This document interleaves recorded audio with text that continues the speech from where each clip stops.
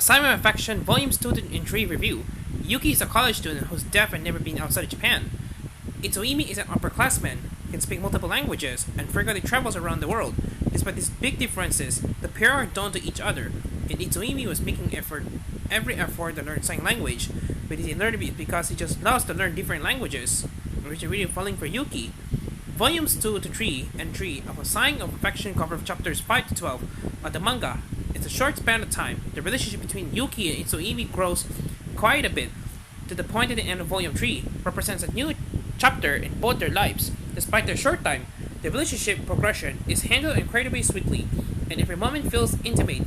Itsuimi comes off a bit aloof at first. It's been since the first book, but the more we get to know him, from Yuki also when we not seeing him from her perspective, it's clear he's a guy who's independent but also very reliant on traditional means of communication. So obviously, meeting someone who can really communicate at his level is going to be a challenge. What makes his whimsical nature less annoying and more endearing is that he does make every effort to include and talk to Yuki.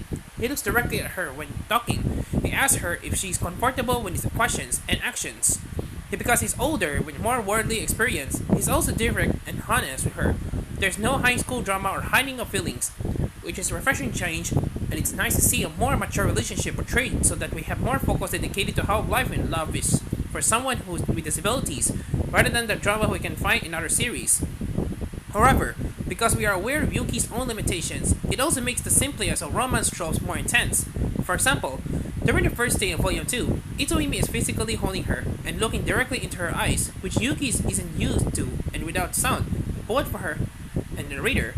The little moment feel bigger, with the framing of the panels by the mangaka really emphasizing how the smallest Itsuimi's actions means the whole world to Yuki. Also, Yuki being deaf creates twists and some of the romance cliches.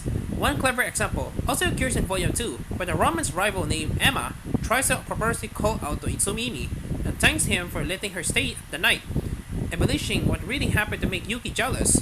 But because Yuki can hear and wasn't looking at Emma at the time, it means she didn't catch it at all, which makes perfect sense and really heightens how petty this character really is, rather than just being a quick means of creating drama.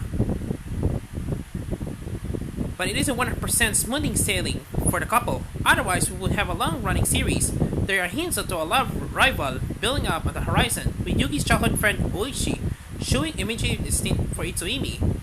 All drawn, the character didn't give the best first impression of Volume 1. It will be interesting to see how his feelings come into play later, as on the one hand is fluent in sign language, so he can communicate with Yuki easily, but on the other it's clear that he hasn't worked out his own emotions, yet it is not handling them well. Also in Volume 3, Itsuimi goes away for a month traveling, and sadly the time flies by very quickly in the manga, so that he's back before we know it. Considering that travel is a large part of his character, it could potentially be a problem if he plans to get serious with Yuki later on. It's a shame we didn't get much character insight from Yuki or any conflict as a result of this holiday. At the moment, it feels like a missed opportunity, but it doesn't mean this can't be revisited later.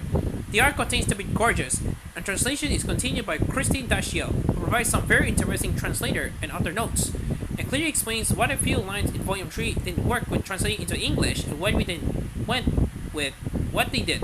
I do have one minor nitpick. Volume 3 makes an effort to say that spoken Japanese, spoken English, Japanese Sign Language, and American Sign Language are all different, but no mention that English Sign Language, which is also different. Yes, the book is printed on the USA, but the brief acknowledgement would have been nice, considering that they even have a link to learning provided in the third volume. A Sign of Affection continues to be a wonderful romance series that delicately explores life as a deaf person and clearly twists romance tropes to fit in the protagonist's world.